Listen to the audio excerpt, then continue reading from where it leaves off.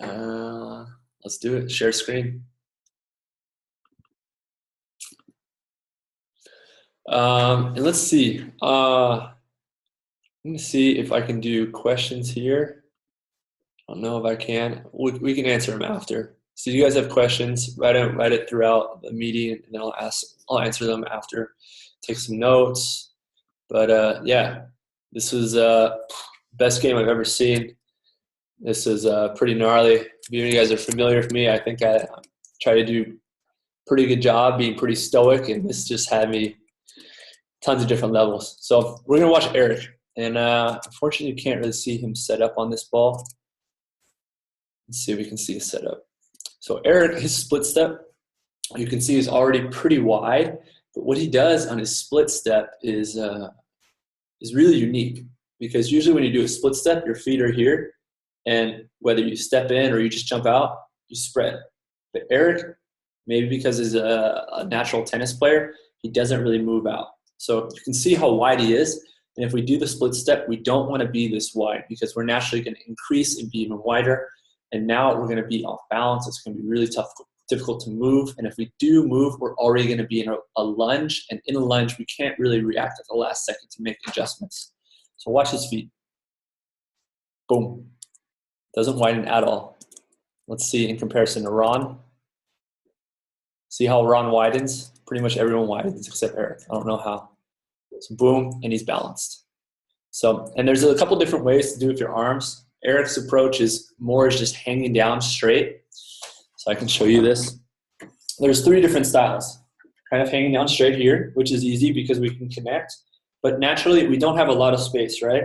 We're just hanging down. We naturally don't have a lot of space. The second one, which I use, other guys use it. You can see Ron, Salprof, Taylor Sanders, is our arms are coming a little here. And naturally, now we have more space, right? We have more space, but now we also have to lock out our elbows and then connect.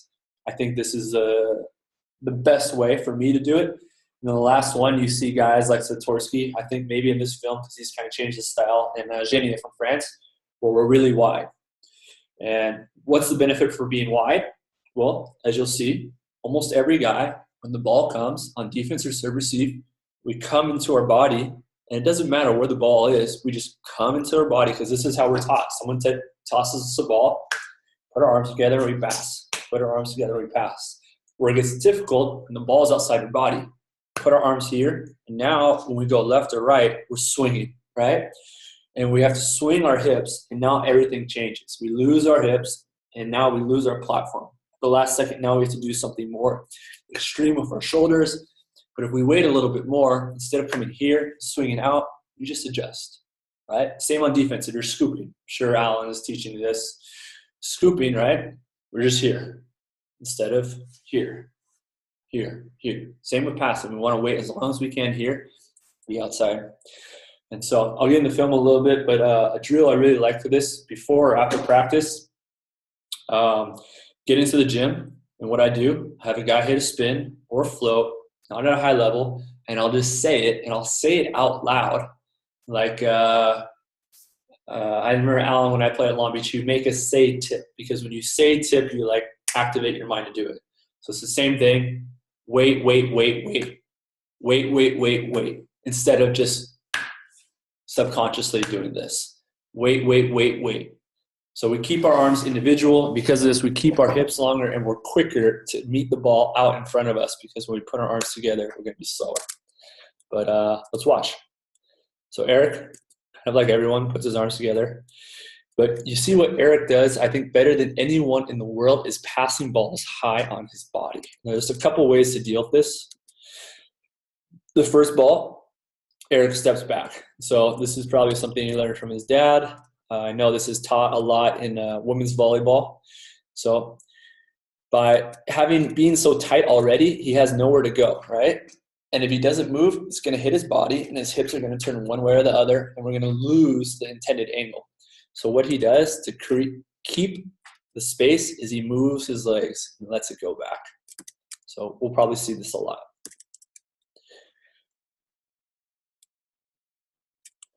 This is another way.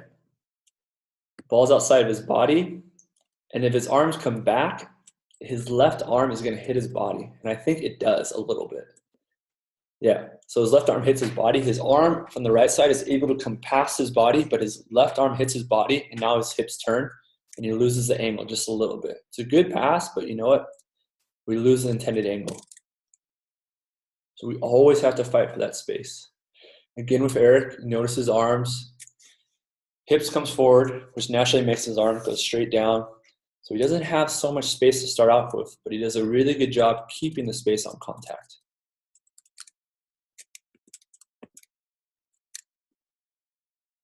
That's Tays. So this is nice. We're almost always going to have a negative step. It's so difficult not to have a negative step. So don't worry if you have a negative step. So Erik, like I said, he does a really good job on high balls, but the thing that he does that I don't see any other libero in the world do as much as he does is hold his platform. And when you hold the platform, you guarantee your angle.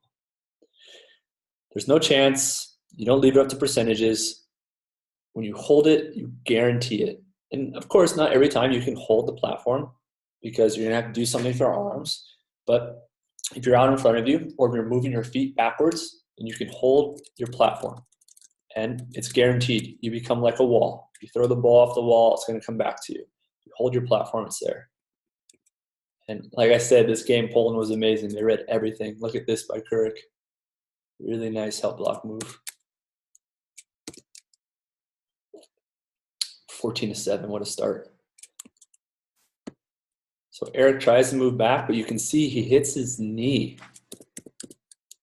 So a lot of liberos in this position, what they do, I don't know if you guys can see me, but instead of being here, you open here. So you create maybe this much more space, but it makes a big difference. So on the ball coming here, you open up and you allow it to come here instead of bonk, bonk.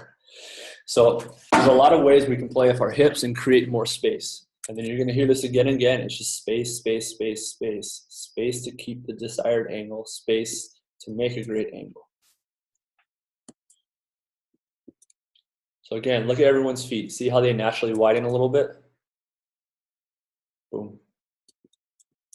Great pass. So Erik does it this time. You can see his knee turns open a little bit and creates that space. These are really good for balls just slightly outside your body. Passes it, and then what I call a sacrifice. See, he sacrifices his legs for the platform. So you see, platform's able to stay, and he throws his body back, keeping the space, because there's always going to be blowback, right? Maybe on a float serve where we can push the ball, but on a jump serve, there's going to be blowback. So even if you believe you have the space on contact, there's going to be a blowback, right? And if your knee's right there, or if your body's right here, that blowback will turn open your hips, and then you'll lose the angle.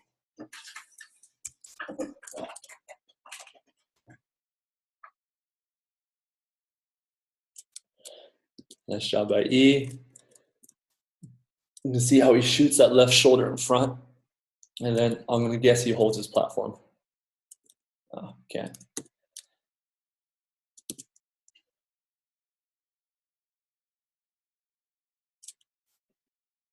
Again, see how it's just fine details, but the ability to keep as much space opens up the knee, creates the space. And then he's able to fall and let his platform go to the ground.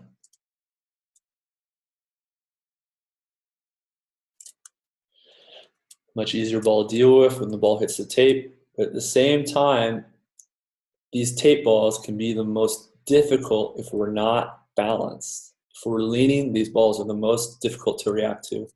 So by having a good split step and making sure you are balanced upon landing on your split step, you can react and these balls will be made perfect. But once again, you'll see Erik, his arms come through his legs with that space, and then he just steps back to allow more space.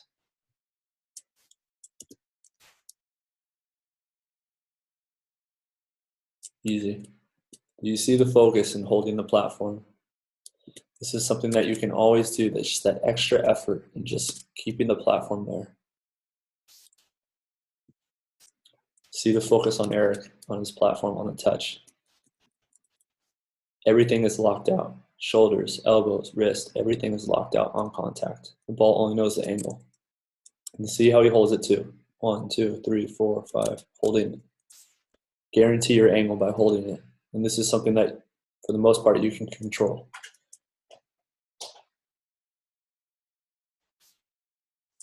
Okay, so this is one of the things that Erik does really well that not a lot of people can do. You can see how his initial line is outside of his body, but it's a good serve. It's tailing, and it's going to catch him high. Catches him high, a little off balance, and you're going to see the blowback. See how his arms come back? What he does really well, and it's pretty hard to do, is he lets the arms go across his body. So the blowback doesn't hit his body and change his hips. Again, we talked about this. He allows his arms to come through his body. So he makes that platform, the angle hits the ball, and he allows it to come through his body. And if it's high, he puts his shoulders up. So let's watch. It's really interesting. So it's here. Something I still struggle with, high balls. He does a really good job watching slow motion. Clean, right? It's really difficult to do, but you have to be aware and conscious of the blowback, especially when the ball is high. It's going to be around our midline, and that blowback is going to distort our angle.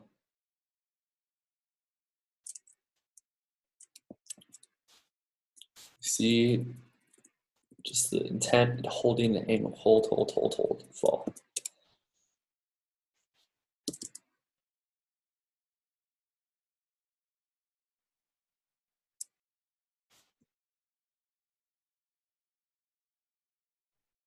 Again, really nice. So he doesn't get the best read on the ball, catches him high. You can see this by how his hips have to curl up. But you know what? He lets his feet go. Continue, moves back. Lets the right arm go so it doesn't hit his body.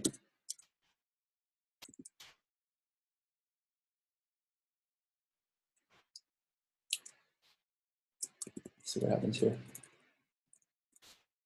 Bad track. It's going to happen, but you know what?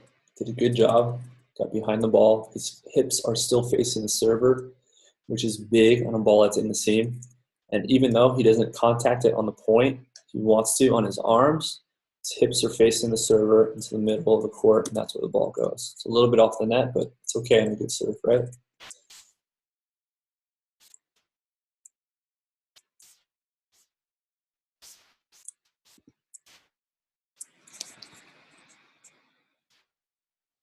All right, let's watch a little bit of Taylor. And we'll get to the Polski Brates. So Taylor, same thing. It's kind of like this gold medal square teaching. Just a big emphasis on the angle. I remember, yeah, he didn't start this game really well, but he finished strong. So I like this. He's leaning a little bit, but you know what? Everyone does this in Area 1. It's crazy how this happens. It's so unconscious. It doesn't even matter if the server's in 1 or 5. I've had this year too, where it's just like, what's going on? But your split step naturally has you land like a couple inches to your left. And so if you know that a guy likes to serve line and you're in Area 1, start a half foot to the right than you normally do. Because for whatever reason, you just naturally gravitate to the center of the court. This is what happens. For most any other servers, if they can't hit the line, then good. Because you know what? We're going to let them hit the line. We can be able to react to it. We want to get the meat of the court because they can't miss. And they're going to have a harder arm.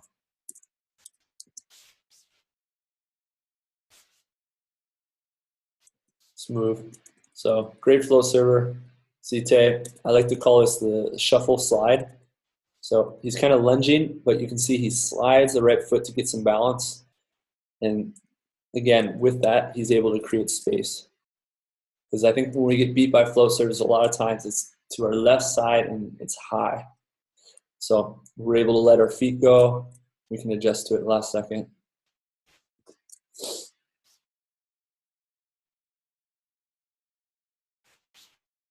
So you can see Tay, arms get caught on his body. You see his left arm gets caught, distorts the angle.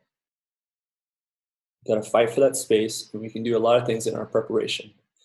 How we line up, maybe our hips being a little more in front, so our arms are naturally out a little bit more. What are we doing with our elbows?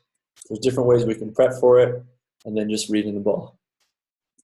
This is a great note for you guys.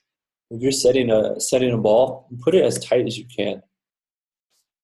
Because when it's tight, blockers, for whatever reason, they just panic. And even if it's a good block, you know, you're playing with smart players, and, you know, Alan's doing a good job with the system. They can push in and down, they can push in and out, they can push in, back, and cover it. And if you miss over the net, and now their middle, their opposite, or their setter has to play a ball that's coming really high. They're not going to control it well. I was just watching a Super Cup for Italy. The middle blocker for one of the Italian teams overpassed a ball like this because it's a panic move. You don't make this move in training. So I think it's much better and to err on the net, knowing that it could go over, rather than erring 3 feet off, knowing it could be 5 or 8 feet off, and then you just have to free ball it over.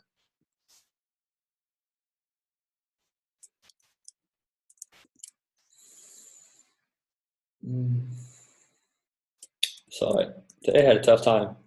So this is the ball, huh? Gets him tight, no space, loses his hips. Watch how his hips contort.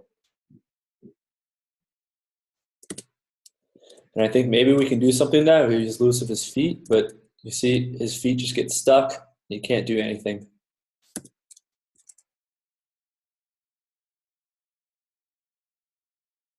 All right, I gotta get some good passes from Taylor. He's not helping me out here.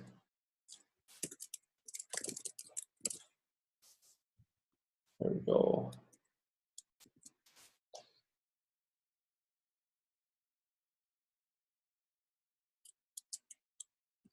I don't like this pass at all.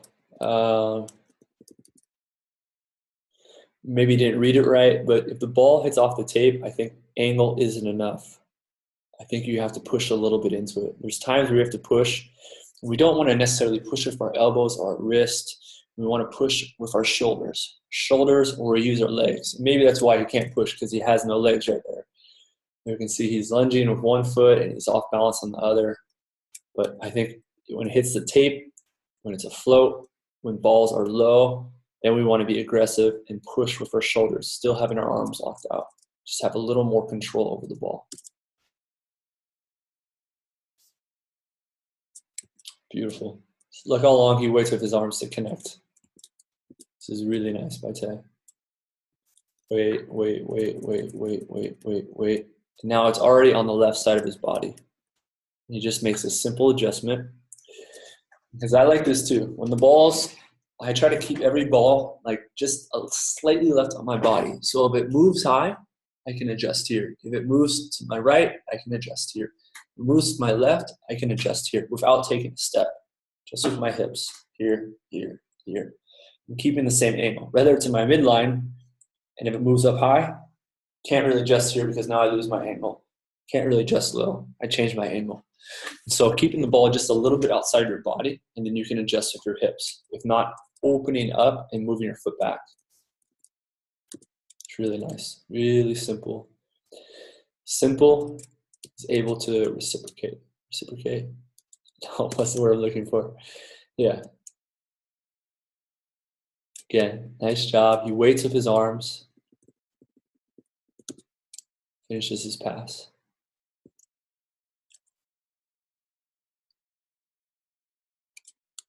This ball gets a little bit behind him, but you see he opens up his hips to create that space. Does a nice job passing the ball even though the ball is behind him. Again with the slide. So sliding this, giving him a little more balance, and allows him to get on his approach.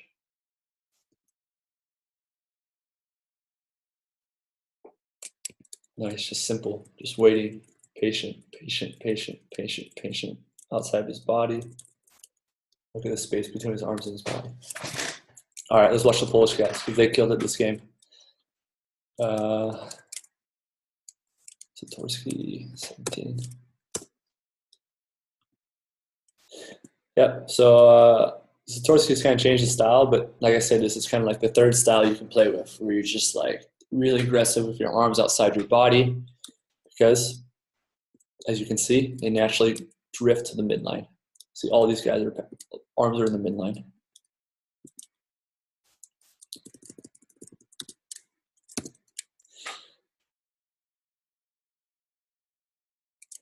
Zatorski's not as simple as Erik. I don't think anyone is, but one of the best passers.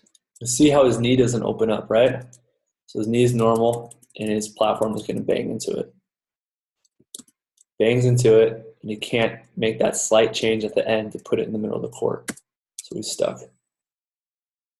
Find ways to create space before contact and upon contact.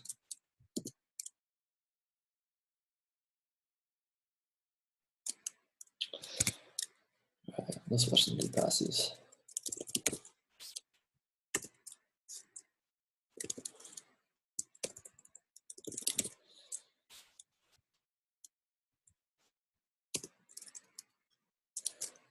Let's get Kubiak in here too.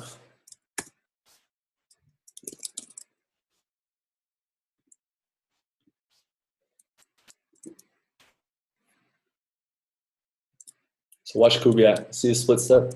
Like everyone, it's pretty natural. Bounce out. And I like this Mason, other liberos. Watch the servers. Everyone has trends. Everyone has trends. Look at this. It's ridiculous how far Kubiak is passing.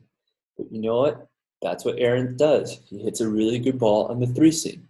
But you know what? It's not a really good serve if both passers are staying on top of it. There's no seams, and so everything's in the midline, and it's going to be a nail.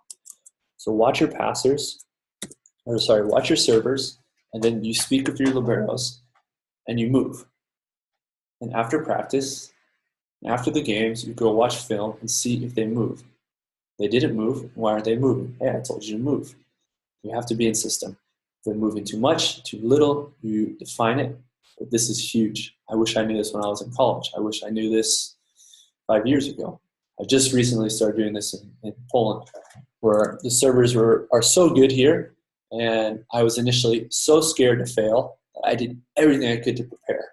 So I started, I have like a little notebook, and I draw all the serves, and so I can see it. You know, maybe you guys get like computer printouts, maybe you get dots. Dots are great, but I think it's great to do it yourself. So you're seeing and you're feeling the servers, what it looks like. Because when you see them serving every time, now you know you can go home and visualize passing those balls. Visualize lining up your guys. So I can't say enough. Doing the prep is what makes good players great, because you put yourself in the position where the ball is going to be. Again, look at that shift. It's a great serve, but you know what? They're standing right on top of each other, so it's easy. So easy.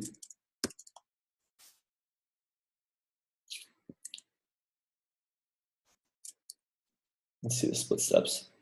So there's a couple ways to split step. This is the one I've been doing, where you step forward. So you see how Zatorski, his left foot goes first, and then his right foot. Kubiak, it's his right foot first, and then his left foot, which in real time. Step forward, 1, 2, split. 1, split.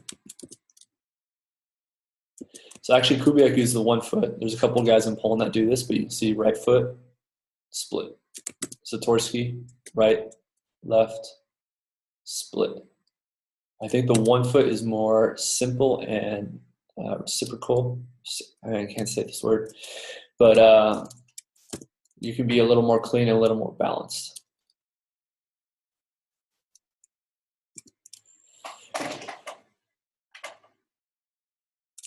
Again, look how Poland moves. Perfect. Take away his best serve.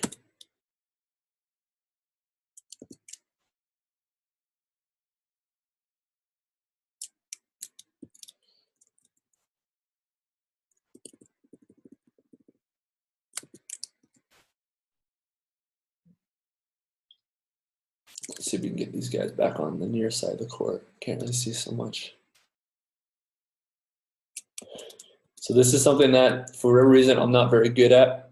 I don't know if my butt can't get low enough, but you can see this is a way to create space. There's the blowback. His arms go through his legs. Look at that blowback from where he contacted it. So this is just an example, and it shows a lot from the heat of the serve, how much your arms move back.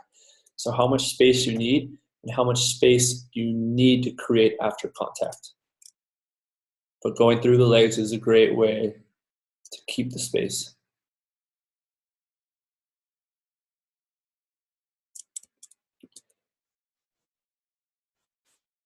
See how his arms release?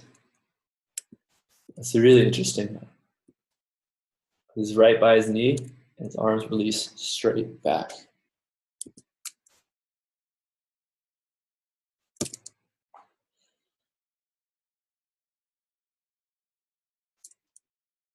You can see in the back row, there's like some Polish guys, like hooligans.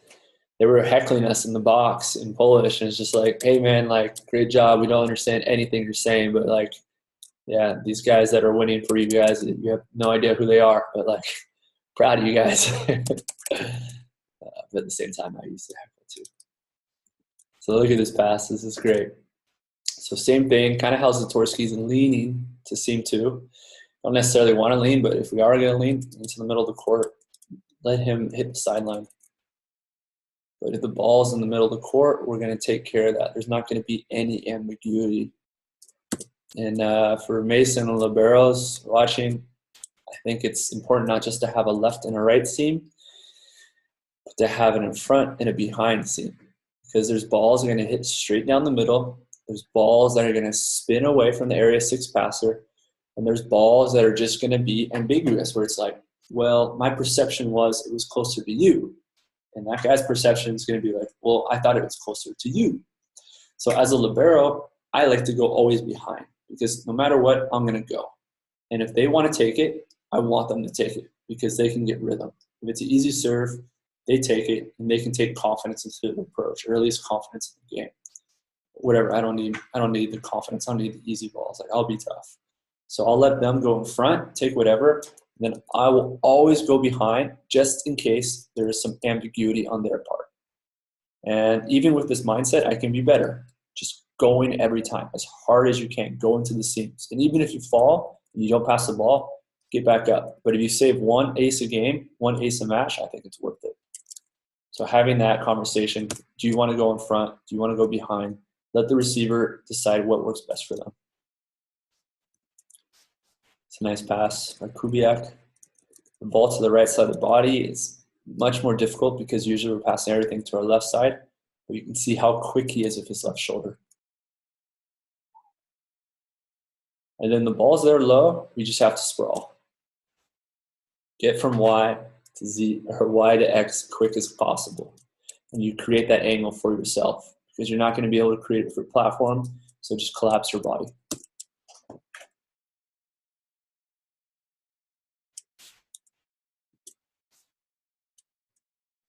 So this is the same ball that Taylor passed, but he's going to put that touch on it. You can see his shoulders move, and he's moved the shoulders, not with the wrist, not with the elbows.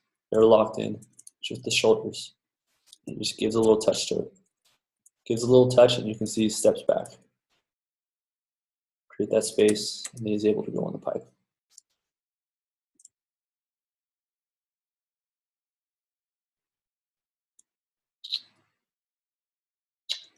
There we go. Again, if you have an opposite that can pass, maybe he's an average passer, Mason, bring him in, because this allows you to pass more court. You push your outside to the left, and you can pass in zone 1 and almost in zone 6.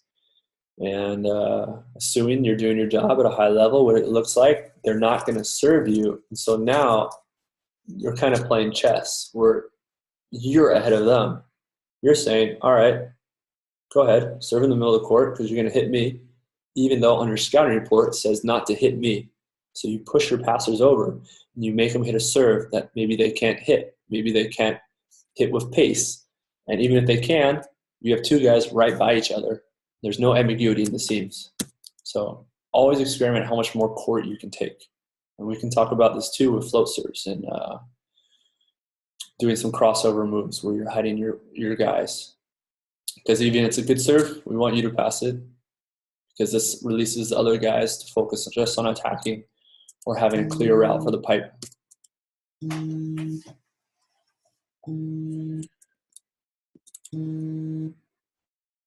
Really good job creating space. Steps in. Look at that. Ball's a little bit behind him, but he has that space between his body so his arms can go back with the blowback. See that? And his body does a lot, but the thing is he presents a good angle, so it really doesn't matter at the end what his body does.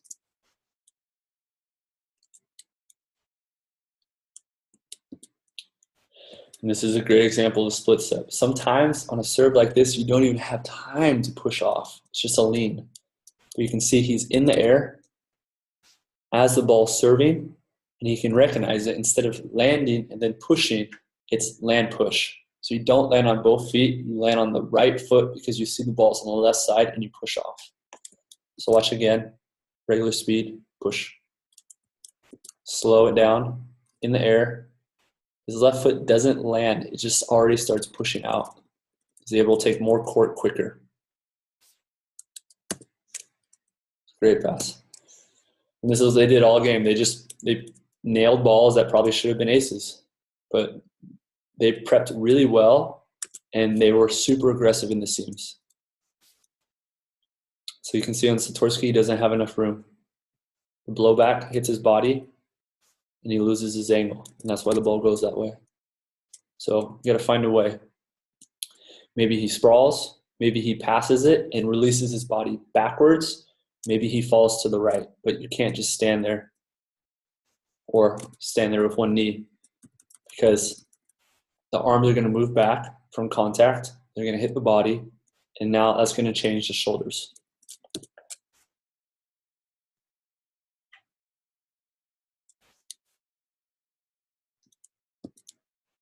Watch the emphasis.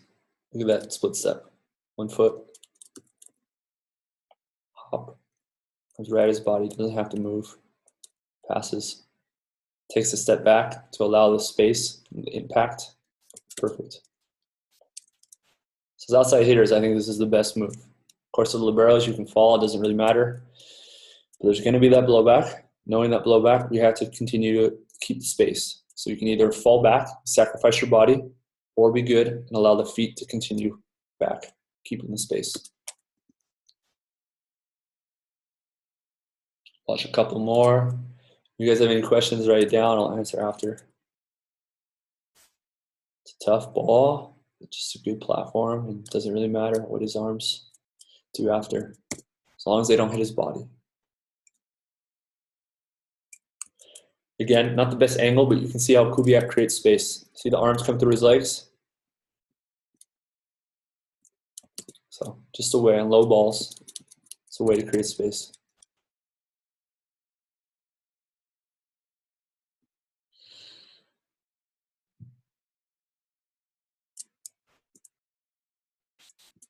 Again, this ball is probably an ace, but you know what? This scouting report was so good that they're just on top of it. Easy. Ball's easy. A great serve is easy because they scouted us really well. Look how much room he has to serve Kurik. He doesn't, because you know what? Even the best player in the world have trends. And they'll do it, and they won't even recognize it.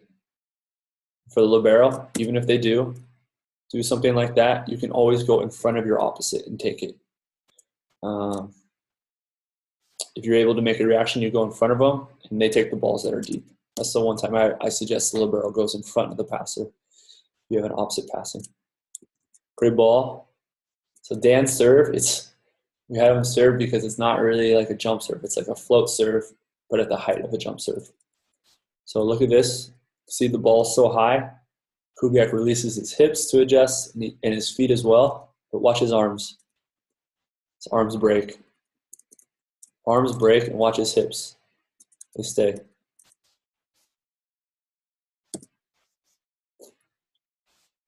I have so many conversations with kids asking me, oh, I want to play outside, but I'm just too short. And I don't say it, but I'm just like, you're probably just not good enough. Kubiak is 6'2", 6'3", maybe. Not the biggest jumper, but you know what? He does everything else amazing. Digs everything, passes everything. He makes solutions out of bad sets, and he's a great setter when the setter digs the ball. And you can see maybe you can see how he walks. He plays with this unreal confidence and arrogance. It's just like nothing phases him. So for the guys that are like, I'm a little smaller, it's like, you're not small. You're just not that good. That's the truth.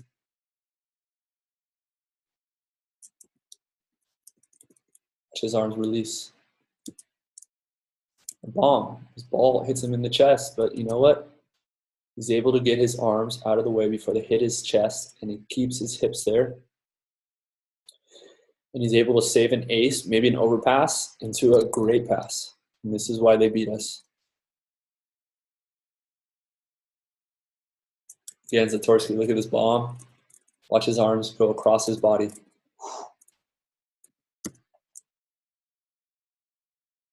Find the space, because on the blowback, the arms are going to keep on moving back behind you.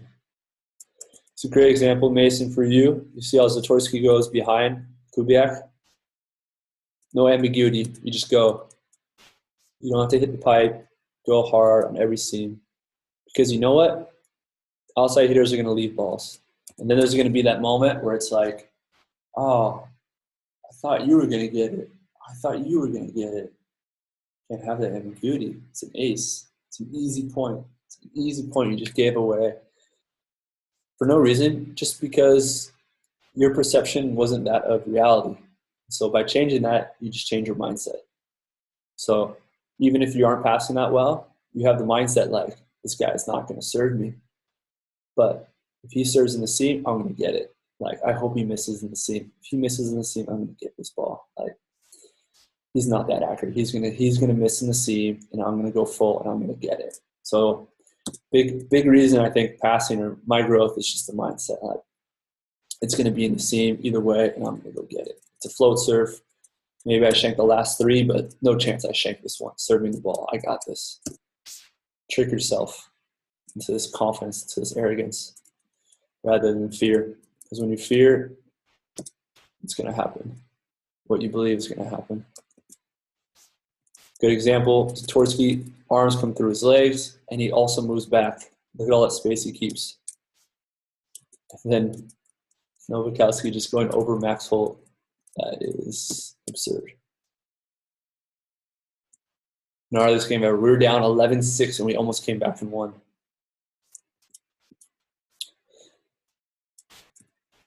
So this is the ball, a little funky, but you can see his knee doesn't bend back, and so he doesn't have as much space as he would have, and his platform breaks. When our platform hits something, everything changes. Watch his hips. Facing the server, facing the sidelines.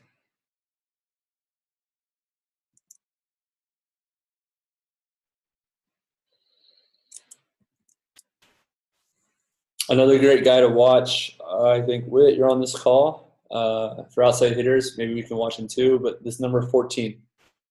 Another guy, he's like maybe 6'3", maybe. Amazing passer, amazing, does everything well. He can do everything, tip, swipe. Sometimes he attacks balls by setting. He's a great guy to watch. He plays for Zaxa on his professional team. A really good example, waiting with individual arms. Look at his arms, number 14. So disciplined. They're outside of his body. Kubiak is already in. Kurik, okay, he's the middle, but his arms are already together. Zatorski, his arms are pretty much together.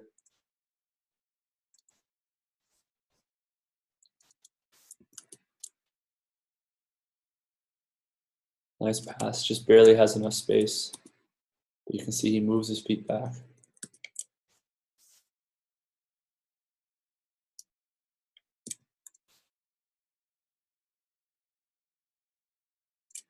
Again, watch his arms.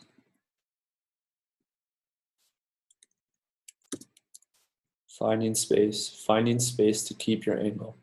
And maybe your initial angle isn't great, But you know what? If your initial angle isn't great and you don't have space, it's going to be an awful pass. If your initial angle is great and you don't have space, it's not going to be a good pass. So obviously there's a lot of work to do with tracking, but got to work on the space and then keeping it.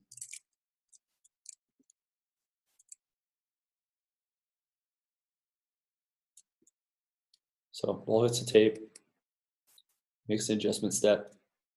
He's able to push the ball forward. Just a little touch. Balls are low, float serves, hits the tape. Give it a little push. And there goes my world championship gold medal. Bummer. All right, guys. I'll stay here for a little bit. If you guys have any questions, I'll answer them. It looks like there's already some questions. All right. When you said that you always want to be facing the server, does this apply for jump serves or all serves? And do you ever feel that because you are facing a serve, you may feel locked with your feet? You will take a negative step to move with the ball. Thoughts? Probably my reading comprehension is amazing. I think the big thing for facing the server is just to have that initial balance. Because if you're not, we're going to be leaning. There's going to be something that we're going to be compromising. Maybe our hips are shifting, our legs are shifting. So by facing the server, we can get in a good balanced position. And then from there, we can adjust. But if we're not facing the server, like say the server's over there, now I'm going to be like leaning a little bit with my hips. So it's just preparing as best we can, be as balanced as we can before the serve and after the ball served.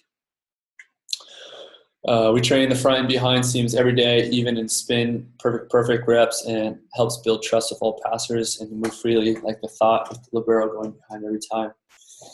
Boom, absolutely. I like the libero. I mean, I know this, clear as day, but there's still times where I'm just like, that was your ball, why didn't you pass it, you know?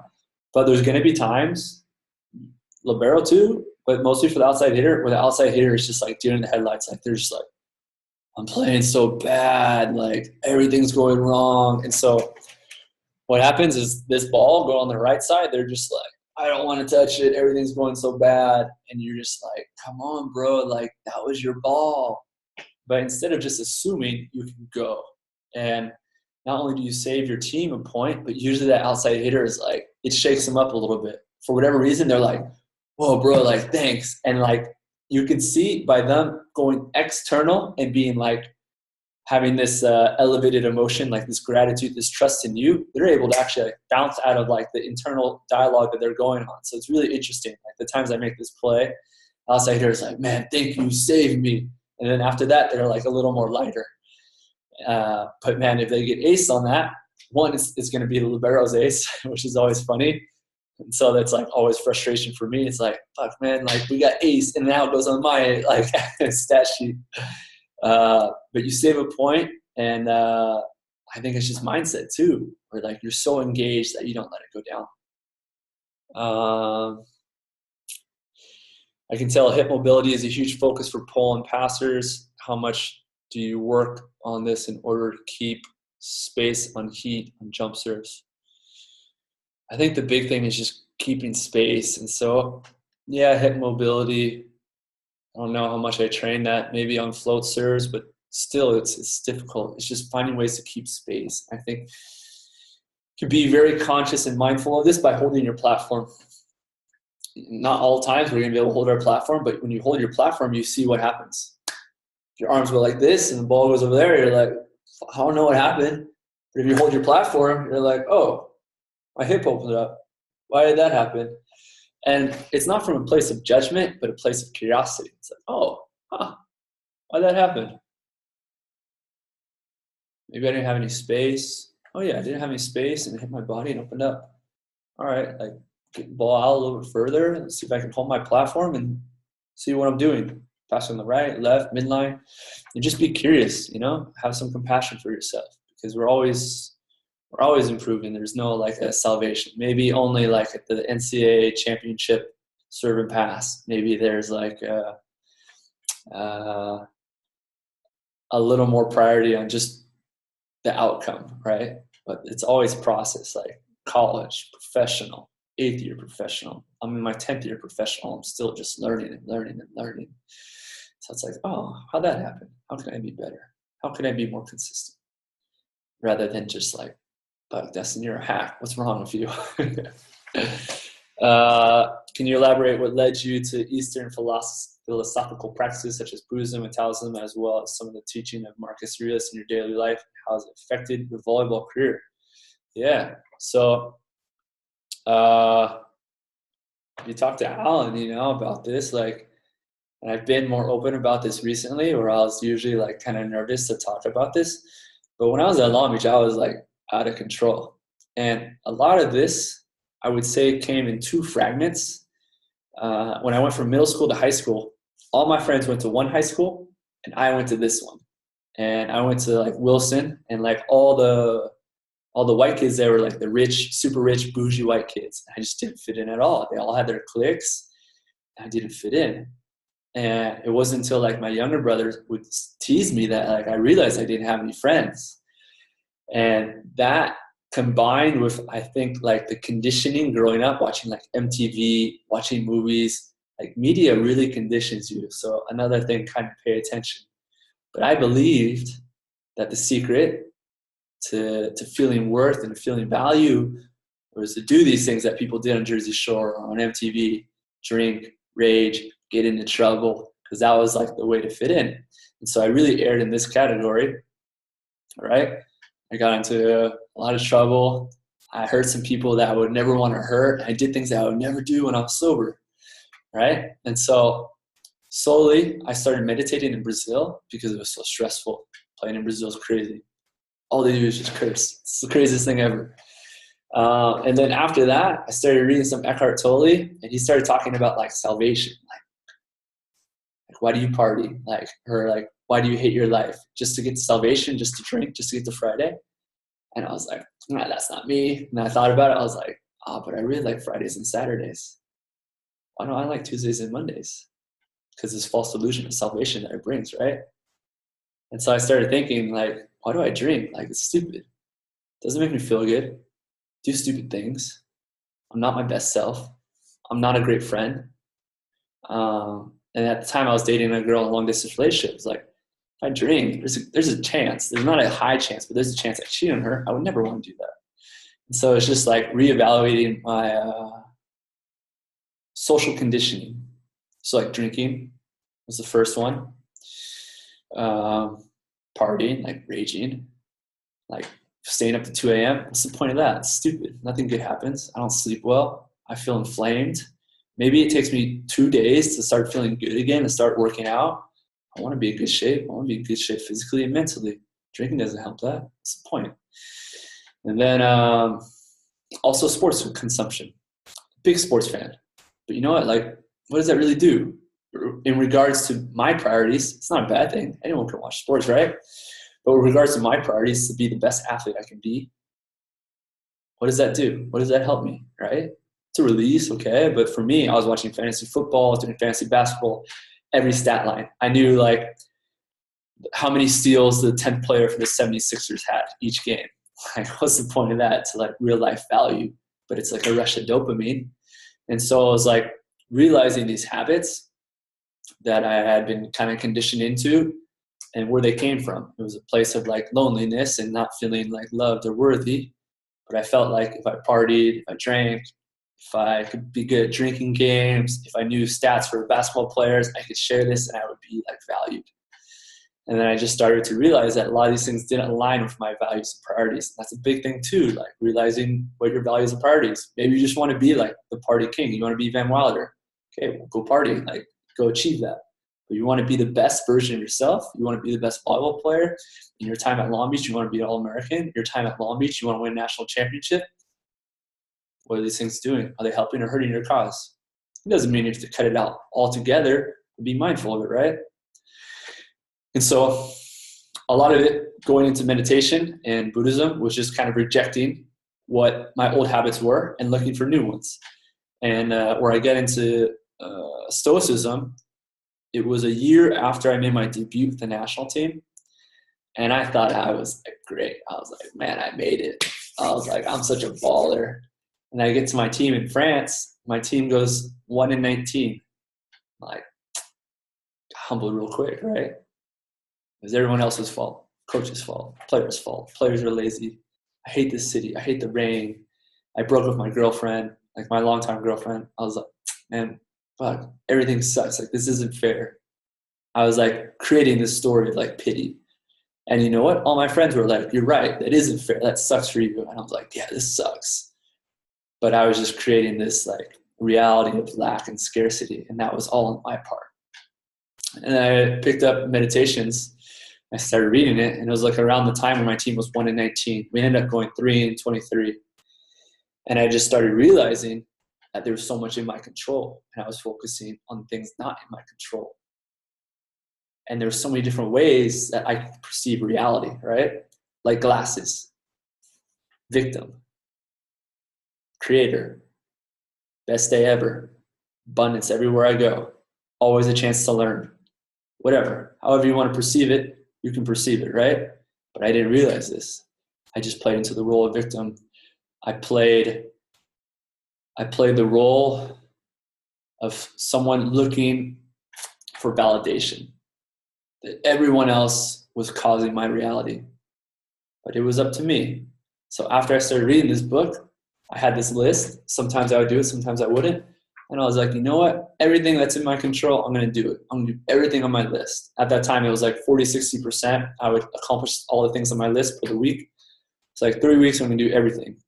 And you know what? I had to find a lot of different solutions, but I did it. Some things, for example, was like, I couldn't get extra reps because the team before us, as soon as they got off, we got on. And as soon as we were done, the team got done. And so I would warm up inside my house. I would roll. I would stretch. I would do core workouts with like my big jacket on.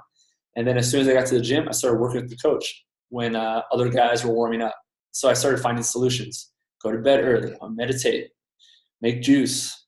I'd scout film. I had like the full games. So I'd watch like 4 hours of film. Sucked, but I was just like, you know what? It's in my control. I'm going to do it. I can go on Reddit all day. I can go on YouTube. I can play League of Legends. Or I can be a man of virtue and do what I believe I can be. And that's my best self. And by being my best self, I stayed aligned with my values and my priorities and created tasks that I knew if I accomplished, I would get into that.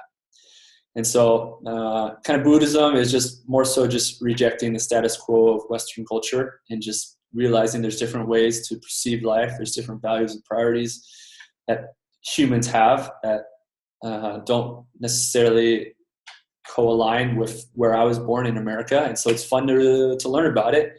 And it's not like it's black or white, like, oh, I'm full Buddhist, or it's like, whatever, I'm from California. It's like, okay, this resonates with me.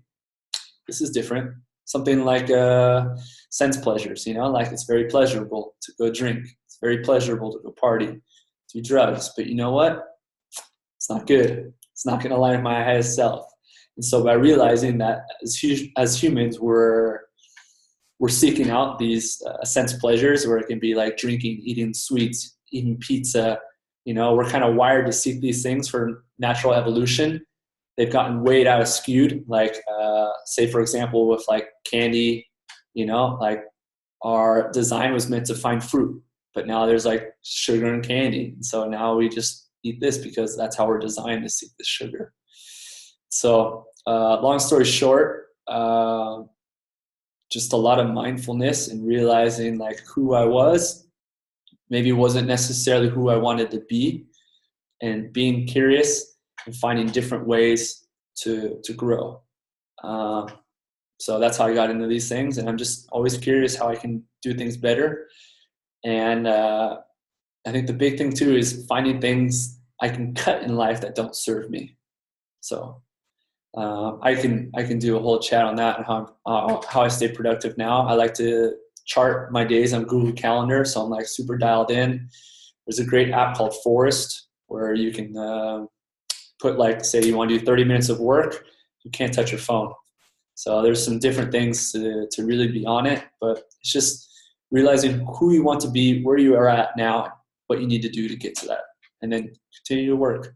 Some days are not going to go well. Sometimes volleyball isn't going to go well, but you know what? Just stay on that path, and then it's going to work out.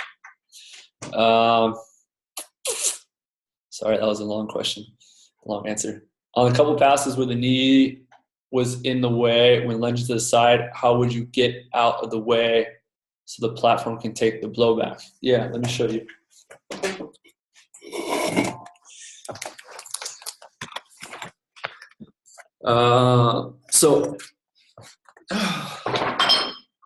So on those plays, it's like this, right? Here.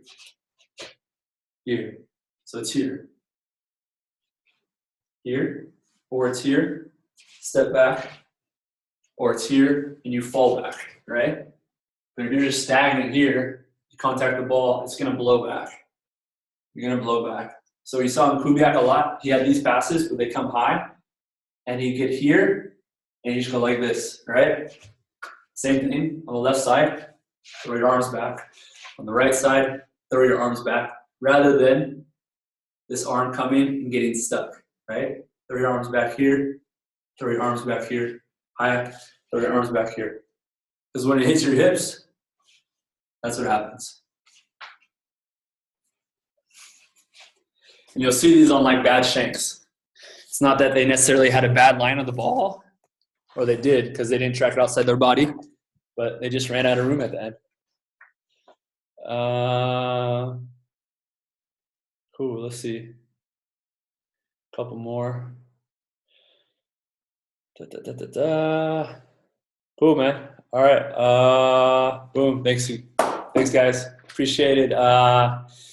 Good luck. And then if you guys want to do another day, we can do that. I'm in straight quarantine right now. So hard. We just got news. If we go outside, we'll get fined $1,000. So we have like drugstore, work, and grocery store. If we do anything else, we'll get fines. I'm in straight quarantine right now. So we can do this again. If you guys want me to talk more about like philosophy habits, we can do another thing like that. I'm not perfect, but I think as Alan can tell you, I think I've come a long way. I think you can just see a picture of me in college and you can get paint a pretty nice picture of who I was. But yeah, happy to help you guys whenever I can. Really proud of you guys. I know how hard you guys work. I know the environment that the coaches create there shaped me. So anytime I can give back or be of service, let me know. And then you guys can always reach out individually on email or on Instagram. So thank you guys. Have a great day. And again, write me whenever you need anything that can be of service. I'm there.